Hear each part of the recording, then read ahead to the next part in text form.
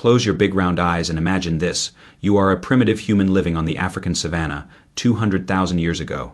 You're gathering berries in the forest when suddenly a massive saber-toothed tiger bursts out of the bushes and locks its eyes on you. Instantly, your brain sounds the highest alarm. Your heart rate skyrockets. Adrenaline floods your system, and every survival instinct screams at you to make a choice.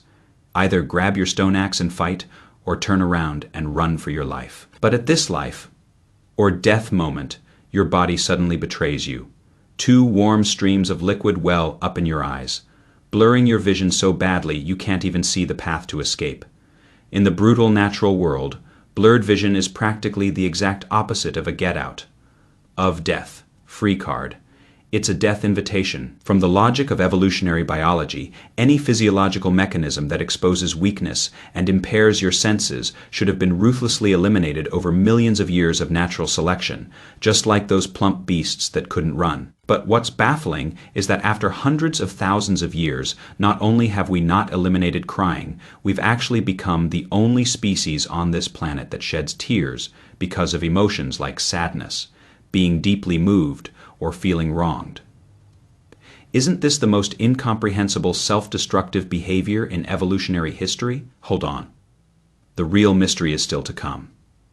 Many people think crying is just a simple excretion when emotions have nowhere to go, or an accidental loss of control of the tear glands under emotional stimulation. But in fact, after over a century of research, scientists have discovered that what flows out of your eyes is not ordinary water at all, but a highly sophisticated biochemical weapon, custom made to solve the survival crises of prehistoric humans. Today, we'll dive right into the tear-filled eye sockets of primitive humans to uncover the ultimate secret hidden on our faces and see how nature used the most fragile tears to build our strongest shield of survival. To figure out the secret of tears, we first need to look under the microscope at what's going on around your eye sockets every day. In fact, your tear glands are a 24/7 liquid factory. The ordinary tears they produce daily, basal tears and reflex tears, have a very simple composition, some lysozyme for killing bacteria, salt, and water. They're like windshield washer fluid for your eyes, only responsible for cleaning and protection. But when you cry your heart out because of heartbreak, pain, or grievance, the factory's formula changes instantly in a bizarre way, producing a completely different liquid emotional tears.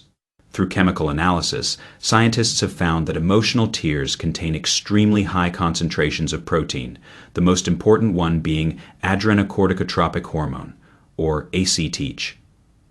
What is that?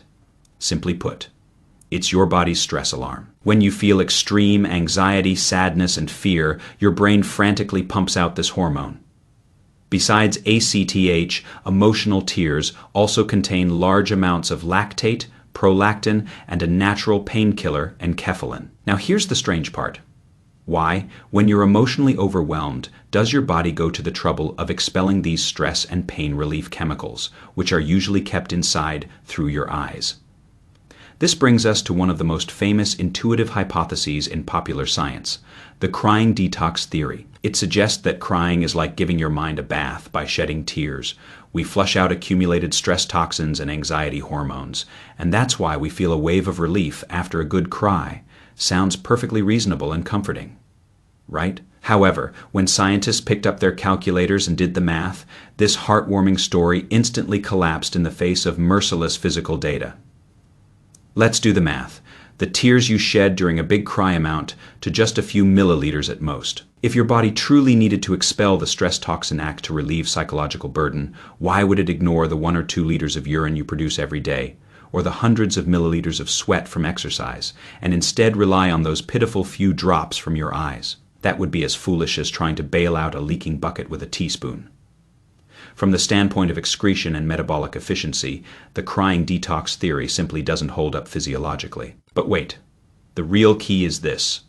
The true magic of emotional tears lies not in what they expel, but in how they forcibly take over your nervous system. When you feel sad, your sympathetic nervous system is instantly suppressed, and the parasympathetic nervous system, responsible for rest and repair, is forced to take over. It slows your heart rate, lowers your blood pressure, and triggers your tear glands to secrete. This means that crying is actually an emergency brake that your body slams on when hit by an emotional storm. That's why after a big cry, even though your eyes are red and swollen, you feel a strange sense of calm and exhaustion because your body has just undergone a major physiological reset. But the question still remains unanswered: if shedding tears was only for internal self-regulation and nerve relaxation. The body could easily complete this chemical process quietly inside the brain, just like releasing dopamine to make us happy without ever needing to show tears on your face. Why did nature make this process so conspicuous, so attention-grabbing, and even go so far as to blur your vision? This paradox is deadly in wilderness survival. Imagine a primitive human terrified and overwhelmed with distress because they're lost, sobbing loudly in the dark night. Their vision becomes completely blurred. Their breathing turns heavy and tremulous, accompanied by uncontrollable sobs. In the silent primeval forest, that sound and blurred vision are basically sending an omnidirectional homing signal to every predator within kilometers, loudly broadcasting, "Here is a defenseless prey." So, under such brutal natural laws, how on earth did crying help our ancestors survive? To find the answer, we must shift our focus from individual physiological reactions to the social games between people. In prehistoric societies hundreds of thousands of years ago, the biggest threat human ancestors faced wasn't wild beasts.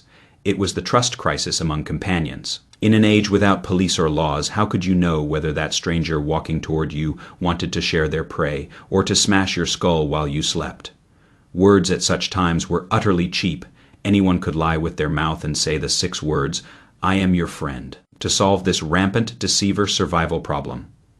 Humans evolved an ultimate credit anti-counterfeiting system. And the core vehicle of this system is tears. Because tears possess one unbeatable physical property: they blur your vision. The moment you shed tears, you instantly lose the ability to actively attack or defend in a physiological sense. You've covered your own retinas, which is equivalent to voluntarily closing your eyes in a wolf pack or lowering your shield before an enemy. In the rules of the game, this is called displaying unforgeable vulnerability. It silently announces to the companions around you, "Look, I have voluntarily given up all defense. I can't even see clearly. I pose absolutely no threat to you.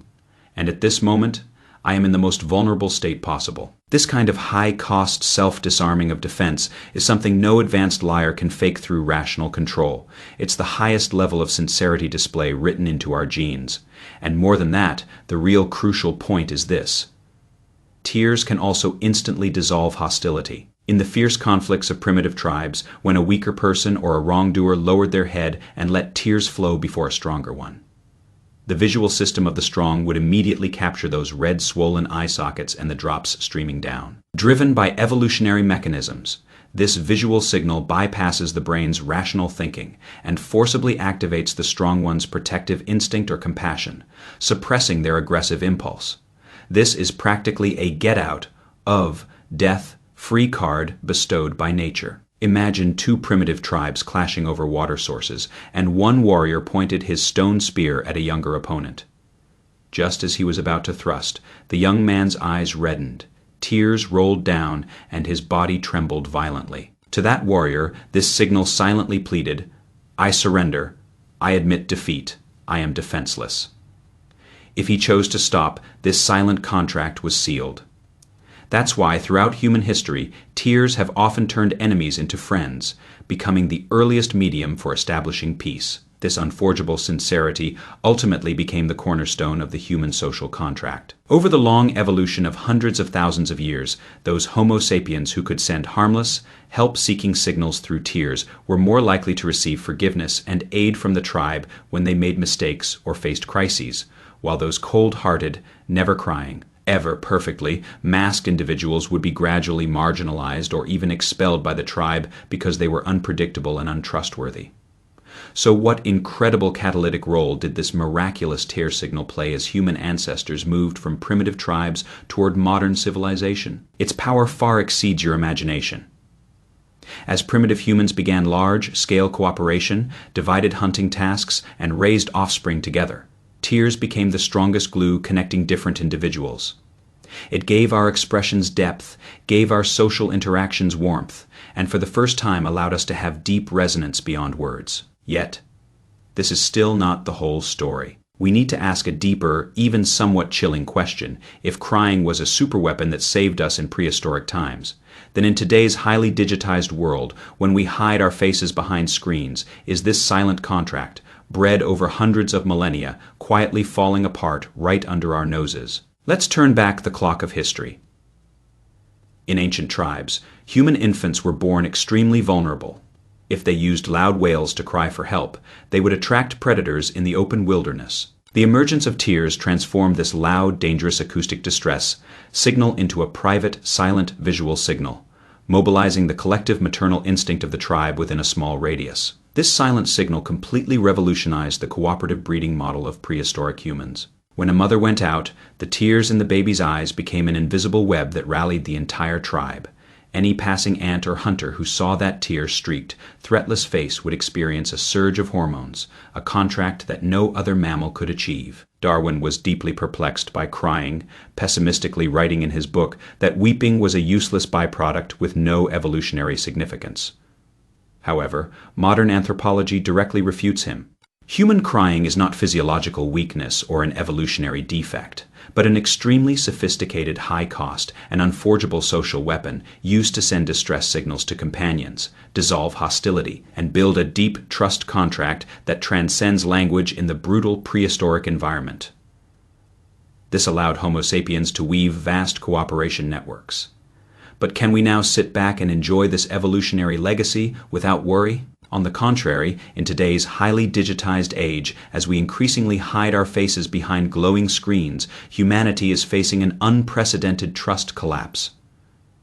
The internet has unintentionally become a giant blush and tear shield. When you can't see the person on the other side of the screen whose eyes have reddened and tears are falling because they were hurt by words, you cannot automatically activate that evolutionary system of generating empathy and suppressing aggressive impulses. But hold on. An even more chilling crisis is yet to come. What if, in the future, AI completely learns to perfectly and accurately simulate these unforgeable tears in the digital world? Once this top-tier trust symbol, a social contract with tens of thousands of years of anti-counterfeiting, is cheaply mass-produced by a piece of cold digital code, will the great collaborative edifice we've painstakingly built face instant catastrophe? If that day truly arrives, we may have to confront an absurd reality. Those sophisticated digital towers we're so proud of will become shaky, while the primitive ways of life we once rushed to abandon physical contact, face-to-face gazing, feeling each other's warmth and tears, will once again become the only proof that we are truly human. Next time you feel your cheeks grow warm and your vision blur because of grievance, sadness, or being deeply moved, please don't feel ashamed of this weak physiological mechanism. That warmth sliding down your cheeks is the most sophisticated biochemical code written by nature tens of thousands of years ago to protect you in this cruel world and to verify that you still belong to a compassionate human community. Your tears are not an evolutionary flaw. They are the most honest metal in this cold, absurd universe. If today you could use a piece of digital code to forcibly write into a future AI a human emotional physiological flaw that absolutely cannot be faked, such as being unable to control blushing like a human or being unable to control crying, which one would you choose? And why? Type your wildest ideas in the comments below. The more bizarre and absurd, the better. To learn more about the hardcore secrets hidden inside your body, please remember to click follow and subscribe. See you in the next episode.